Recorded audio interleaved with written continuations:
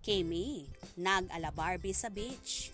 Paulo, lalong nahumaling sa aktres. I'm overheated, can hardly sleep at night, doing crazy dreaming. You're the reason why. Hiding by the baby. Lalong pinainit naman ang What's Wrong with Secretary Kim actress na si Kim Chiu. Ang summer nang i-post niya ang bikini photos niya. Suot ang isang pink bikini ay di nagpaawat ang actress sa pagbilad ng kanyang hot body habang nakatayo at nakasandal sa isang puno sa isang beach. Nag-alabarbi nga ito na ang perfect daw talaga. Wala raw maipipintas ang netizens dahil napaka-flawless ng katawan nito. Still, on 419 high, caption niya na tila hindi pa nakaka-move on sa kanyang birthday noong April 19 na ginanap din sa isang beach kasama ang pamilya at mga kaibigan. Kasunod ng kasal ng best friend niya at actress na si Angelica Panganiban.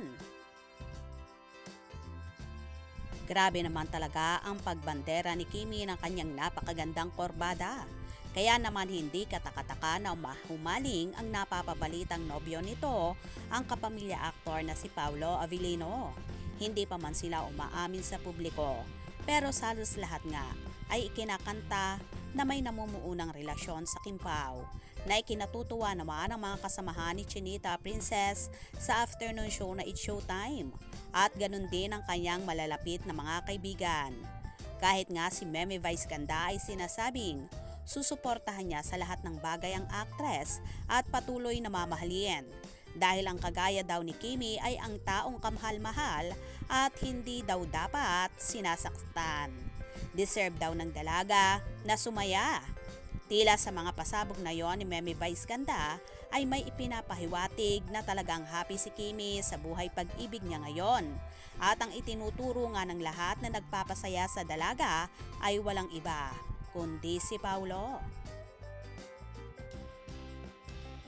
So proud naman at so happy ni Paulo sa pagbanderang yon ni Chinita Princess na talaga namang mapapawaw ka sa ganda ng katawan ng actress. Kaya naman ayaw na talagang bitawan ni Paulo ang dalaga. Well, wait na lang natin sila kung kailan talaga aamin. Dahil I know na soon, kakanta rin ang Chupao sa kanilang relasyon. Kaya naman tumutok at huwag na huwag pahuhuli sa mga maiinit na kaganapan.